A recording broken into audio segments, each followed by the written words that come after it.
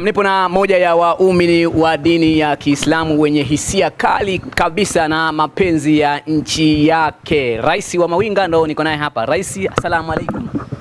Wa alaykum assalam wa rahmatullah. Habari ya Ijumaa? Alhamdulillah. Ijumaa umepata wapi? Mpata Kichangani kwa shekhe wetu kipenzi chetu Sheikh Walid. Umepata Kichangani. Na kwa picha ambazo tulizoziona, mimi sikuwepo Kichangani, ila kwa picha ambazo tulizoziona zilizokuwa zimetapakani kwamba msikiti umetapika. Msikiti umejaa na haikuwa kawaida. Kiukweli haijawahi kutokea. Haijawahi kutokea, na asilimia kubwa vijana tumejitokeza kwa wingi sana. Lengo la kujitokeza kwetu tukafariji shekhe wetu, shekhe wa mkoa kipenzi chetu, lakini kwa bahati mbaya au mzuri hatujakuwa naye kusema kweli. Shekhe Walidi hajakuwepo, lakini kwa sisi tuliojitokeza, lengo tulitegemea shekhe tumuone, angalau tupate baraka ya mkono wake na dua zake. Ndio, lakini inaonekana kuwa bado watu wanaendelea kutokubali, wanaendelea na ile kauli mbiu yao. Wengine wanasema kuwa tunaandamana ili mradi shekhe aweze kurudi au apate nafasi yoyote. Hili swala kwa siku ya leo limeonekana pale kwa aina gani? Kwa maana ya hisia za watu zimeonekana vipi? Kwa maana ya wewe ulikuwepo pale katika msikiti ule wa Kichangani. Unajua sisi katika dini yetu ya Uislamu ili jambo ni kama la kwanza kutokea. Kwa hiyo limetushangaza watu wengi sana na limewavuruga watu wengi sana, kina mama, kina baba, watu walika katikati, vijana mpaka watoto hawajui chochote wengine, lakini walivyosikia Sheikh Walidi ametolewa, kila mmoja analia kwa kilio cha staili yake. Wallahi Mwenyezi Mungu amweke shekhe wetu inshallah. Lakini leo tumeona pia mitandaoni pakichafuka, miamba miwili, magwiji wawili, Ustaz Juma na Musoma pamoja na Mwaipopo, kila mtu akiongea kwa hisia yake. Mwaipopo pia amezungumzia kwa hisia zake alipokuwa anazungumzia yeye, akiwaambia kwa baadhi ya mashabiki, baadhi ya waumini mbalimbali kwa wazoe tu hii hali kwa sababu ni kawaida na hawezi kukaa milele huyo ambao watu wanamtaka. Lakini Ustaz Juma na Musoma yeye ameenda mbali kutaja kabisa kwamba tatizo halikuanzia kwa mwanamke, kuna mtu nyuma ndo anamlimit huyo mwanamke. Hili jambo wewe kama rais wa Mawinga nadhani umeliona, na lipi neno lako? Ustaz Juma na Musoma, nianze na Ustaz Juma na Musoma, amezungumza kwa vile anavyojua yeye, lakini hajazungumza kwa taarifa kutoka BAKWATA. Ndio maana mwanzo tukasema BAKWATA ina watu, BAKWATA ina wakuu wa itifaki, BAKWATA ina watu wana nafasi mbalimbali, waje watuambie wapi alipokosea shekhe na sababu gani hiyo sababu cha atoki. Lakini leo atakuja Sheikh Juma na Musoma, sijui Ustaz Juma na Musoma atasema sijui chanzo uchaguzi, pia hana uhakika na anaolisema. Atazungumza kwa vile anavyofahamu yeye. Kwa hiyo tusizungumze vitu kwa kutafuta kiki, tusizungumze vitu kwa sababu tuangaliwe, tusizungumze vitu kwa sababu tupate watu. Tuzungumze vitu vya uhalisia. Unajua ni jambo la kitaifa.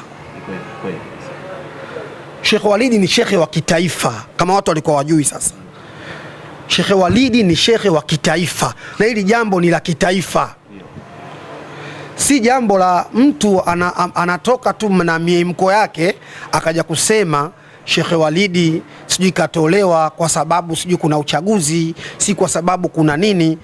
Kitu kilichosambaa ni picha ya mwanamama, na ndio 100% watu wanajua shekhe ametolewa kwa sababu ile picha ya mwanamama. Sasa hivi kila mtu akija atasema lake, lakini tunawaomba viongozi wa BAKWATA watuweke wazi. Kwa hiyo Ustaz Juma na Musoma kusema kwa mufti alikuwa hajui chochote, kwanza alikuwa nje ya nchi, hakujua chochote kinachoendelea, hili hajaagizwa na mtu yote, nikasema kutokana na hisia zake mwenyewe tu. Amesema kutokana na hisia zake, hawezi kutuma. Mufti anamtuma yule kama nani? Mfano Juma na Musoma anatumwa na mufti kama nani? Juma na Musoma mjumba baraza la maulama, ana nafasi gani BAKWATA? Kwa hiyo anasema kwa mihemko yake, hasemi kwa sababu ameagizwa na BAKWATA. Kwa hiyo yeye kakaa kafikiria kaona na mimi niseme langu ili nitizamwe. Unajua hii kusema hii, kuna watu fikra zao wanajitengenezea bali wanaharibu. na sio kila mtu aseme, na sio kila kitu kisemwe. Hebu tujaribu kuangalia Waislamu wakoje, wamelipokeaje. Leo ukiposti picha ya Sheikh Walidi tu, angalia comment unazozipata, unajifunza kitu. Chukua picha ya Sheikh Walidi, hata wewe posti, andika tu pole.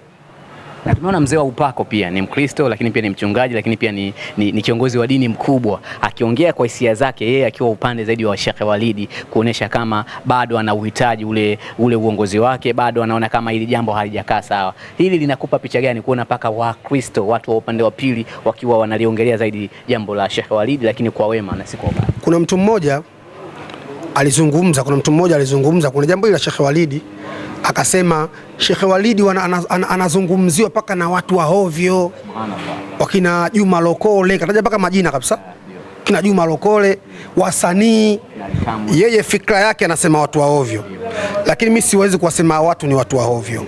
Hapana, wanazungumza kutokana na ukweli walisia, na hakuna mwanadamu aliyekamilika. Ndio maana tukaambiwa tuombe mwisho mwema.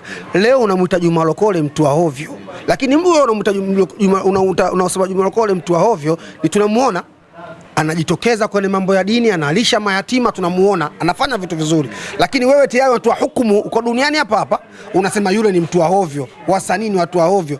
Watu wameguswa na jambo la kutolewa Sheikh Walidi. Waacheni watu, tusiwavuruge hisia zao, tusiwachanganye watu na mapenzi waliokuwa kwa Sheikh wao.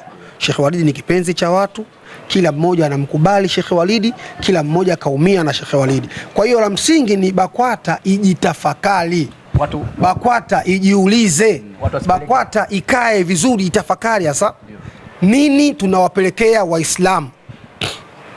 Wasikae tu watu 10-15 wakaamua tu kwa faida yao, sio faida ya Waislamu. Maana asilimia watu wa BAKWATA sio faida ya BAKWATA, si faida ya Waislamu, ni faida ya wao na kitengo chao. Ni watu wachache tu hawa. Kwa hiyo wabadilike, waangalie watu wanayetuletea. Sisi ndo Waislamu wenyewe, akazungumze nani wa kwenda kuhoji?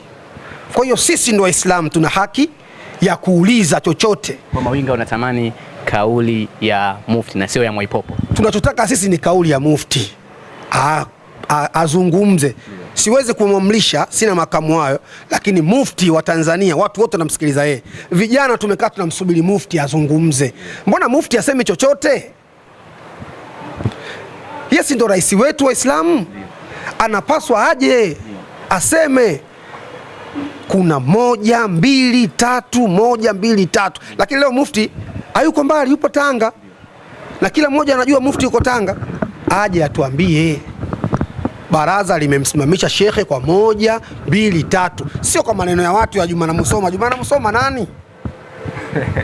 Kwa Juma na Musoma kuna kina Mwaipopo ambao sasa hivi ndio huwa wanasikilizwa sana. Mwaipopo nani? Mwaipopo ni mtu tamaa tu. Mwaipopo anaweza kaingizwa mzigo hata Mufti mwenyewe akamtukana. Bwana kweli nakwambia. Kwa Mwaipopo anaweza. Mimi Mwaipopo sijui, Mwaipopo sana nashinda kumuona Mwaipopo, kumjua labda mhadhiri au shekhe, au kumjua Mwaipopo ni yani zehebu gani, sijashindwa kumuelewa. Hata zile hotuba zake anazozungumza atashindwa kumuelewa. Sheikh Mwaipopo. Sijui, maana sasa hivi kila mtu mtandaoni ni shekhe tu, kila mtu shekhe tu. Mimi sijui kama kuna Sheikh Mwaipopo. Mimi namuona mtu tu. Kwa hiyo rai yako kubwa kabisa Mufti atoe neno?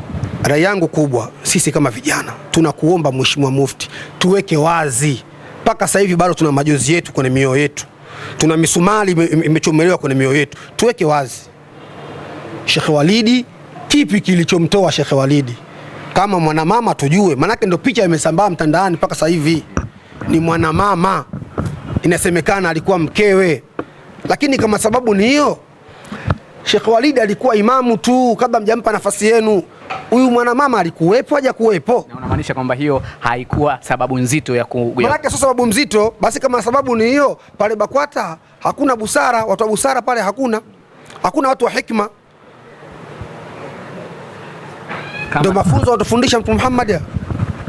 Kwa kama sababu ni hiyo, basi busara pale haijatoka. Kama sababu ni hiyo, busara hakuna BAKWATA. na kitatutia mashaka chombo chetu wenyewe, lakini kitatutia mashaka, tutakuwa na wasiwasi nacho sasa. Tutakuwa na wasiwasi na chombo chetu. Maana siku jana tumemwona Sheikh Walidi alijitokeza mbele ya hadhara pale Magomeni kwa Zito, tumeona watu wapokuwa wanamlaki. Nilikuwepo. Ndio. Nimeona mapokezi ya Sheikh Walidi. Mpaka anawaambia watu kaeni chini, watu hawakubali kukaa chini. Yaani nataka niwaambie kitu kimoja, BAKWATA ni mikono. Ndio.